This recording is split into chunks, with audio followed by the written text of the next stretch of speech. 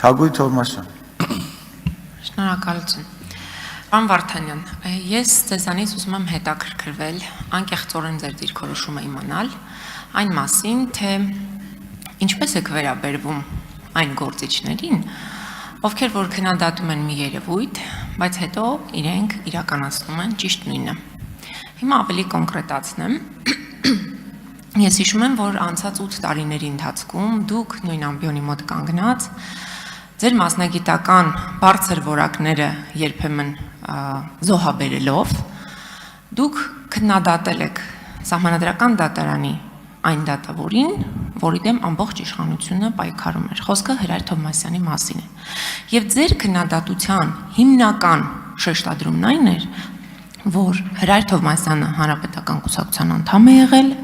հետո դարձել է Սահմանադրական դատարանի դատավոր, հետո նախագահ եւ նա չի կարող ուղղակի լինել անաչառ դատավոր։ Այսինքն, ու դրա հետ կապված հիշում եք, քանի օրենսդրական փոփոխություններ, հազար ու մի քայլեր, որ հնարավոր լինել գահընկեց անել Հրայր Թովմասյանի։ Հիմա դուք լինելով քաղաքացիական պայմանագիր կուսակցության ամենավառ եւ ամենապրոֆեսիոնալ ներկայացուցիչներից, դուք գնում եք նույն ճանապարհով։ Ասացիք, որ առաջնորդվում եք երթումներով եւ շատ կարեւորում եք, որ պաշտոնյան իր երթումներին տեր կանգնի։ Հիմա ձեր երթումը ուրիշ ինչ բովանդակություն պիտի ունենա, որպեսզի մենք իսկապես հավատանք, որ դուք չեք գնում այնտեղ սպասարկելու քաղաքացիական պայմանագիր կուսակցության շահերը, եւ դուք գնում եք իրապես անաչառ դատավոր լինեք, որովհետեւ եթե Հրայր Թովմասյանը անաչառ չէր միայն նրա համար, որ հանրապետական կուսակցության ներկայացուցիչն էր, ինչ տարբերություն հիմա հանրապետական քաղաքացիական պայմանագիր, չգիտեմ, Հայ ազգային կոնգրես, թե այլ կուսակցության ներկայացուցիչ կներկայացվի բարձր դատարանում, ի վերջո, եթե նա ունի քաղաքական կոնկրետ շահեր։ Դուք 8 տարի սպասարկել եք այդ շահերը։ Շնորհակալ եմ։ Կարող եմ։ Տիկին Թովմասյան, շնորհակալություն հարցի համար, հարցը անսպասելի չէր։ Գիտեք, ես չեմ մեղադրել, նախ ես ցավում եմ Հրայր Թովմասյանի եւ Լիազորությունների վաղաժամկետ դատարանի համար եւ ամբողջ բոդիսականի համար։ Բայց մեր նմանությունը միայն հետեւյալում է, որ մենք երկուսս էլ գնում ենք պետաիրավական հարցերի մշտական հանձնաժողովի նախագահի կարգավիճակից Սահմանադրական դատարան։ Իսկ դա շատ ավելի անկեղծ, պարոն Թովմասյանը հրաժարական էր ներկայացել նաեւ հանձնաժողովի նախագահի պաշտոնից, երբ առաջադրվել էր Սահմանադրական դատարանի դատավորի պաշտոնում։ Բայց կա մի էական տարբերություն, նախ Տիկին Թովմասյան, ի գիտություն, Սահմանադրական դատարանի դատավորներից առնվազն 5-ը գնացել են Սահմանադրական դատարան անմիջապես խորհրդարանից եւ երբեք դա հարց չի առաջացրել։ Կին Բալայան, Արևիկ Պետրոսյան, Ռաֆայել Պապայան երջանկայի շատակ, Մելիքա Հիշամ, այս թիվը մեծ է եղել։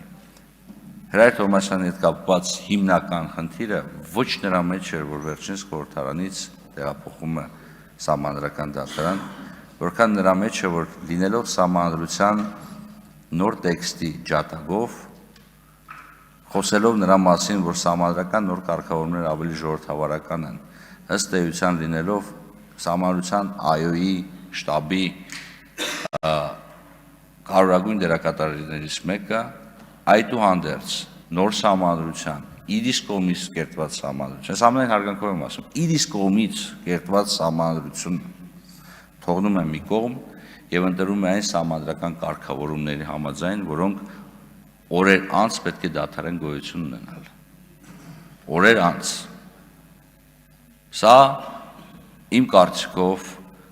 նույն իրավիճակի մասին չի վկայում։ Մենք տարբեր իրավիճակներում ենք։ Հավատացնում եմ ձեզ։ Եվ եթե մենք խոսում ենք նրա մասին, թե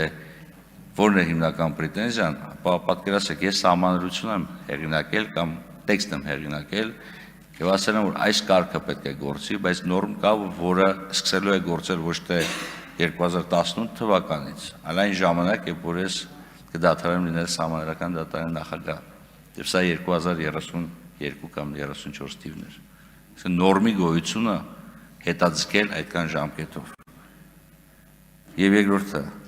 պատկերացրեք իրավիճակ, երբ դատարանի անդամները, դատարանի դատավորները գիտեն, որ ընդամենը օրեր հետո իրենք հնարավորություն պետք է ունենան իրենք իսկ ընտրեն իրենց նախագահին, բայց ազգային ժողովը 6-րդ գումարման ազգային ժողովը, անտեսելով այդ սահմանադրական դրույթը, նշանակում է նախագահ։ Հավատացնում եմ ձեզ, որևիցե դեսանտ, որևիցե դատական համակարգում լավ բանով չի ավարտվում։ Արձագանք։ Շնորհակալություն։ Պարոն Վարդանյան, ինձ համար էլ բացարձակ նորություն չէր կամ անակնկալ չէր ձեր արձագանքը, որ դուք ցավ եք հայտնում, հաշվի առնելով, որ անցած 8 տարիների ընթացքում առիթ ունեցել եմ ձեզ ճանաչելու, բայց ամեն դեպքում ես երաշխիքների մասին ոչինչ չլսեցի, որ դուք ինչ պիտի անեք, որպեսզի իսկապես մենք հրապարակային նաև այսօր այդ երաշխիքները լսելուց հետո կարողանանք հետո ձեզ հիշեցնել ձեր խոսքերը, որ այս որոշման կայացման ժամանակ դուք հակառակ եք գնացել ձեր խոսքերին,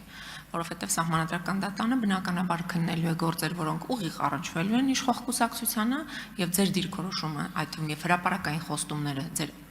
անաչառության վերաբերյալ ուղղակի կապ ունեն հետագա պրոֆեսիոնալ գործունեության որակի վրա։ Շնորհակալ եմ։ Տիկին Թովմասյան, շատ լավ որ ընդգծեցիք, որ մենք այս վերջի 8 տարիների ընթացքում շատ ենք շփվել եւ մենք միմյանց շատ լավ ճանաչում ենք։ Դուք գիտեք իմ դիրքորոշումները, ես գիտեմ շատ լավ ձեր դիրքորոշումները։ Ինչու եմ ես երթման տեքստը հիշատակել։ Մի պարզ պատճառով, որովհետև կարգավիճակի փոփոխությունը բերում է նաև քո հասարակական դերի փոփոխությանը։ Որովհետև դուք որպես լրագրող եւ դուք որպես падգամավոր երկու տարբեր վարքագիծ եք իրականացնում։ Ոչ թե նրա համար որ դուք փոխվել եք, որովհետև ձեր զբաղեցած պաշտոնը հանգեցնում է ձեր վարքագծի փոփոխությանը։ Եվ ես ինչու եմ հիշատակում երթումը, մի պարզ պատճառով, որովհետև երթումը որոշելու է այն կարգավիճակը, այն մտածելակերպը եւ այն մոտեցումները, որով ես եմ առաջնորդվելու։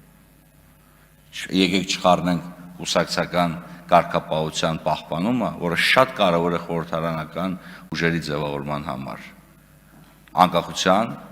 եւ անաչառության հետ։ Եվ չմոռանանք, որ սահմանադրական դատարանի դատավոր է ընտրում 12 տարի ժամկետով, այսինքն մոտավորապես 2 խորհրդարանական իտերացիաների համար։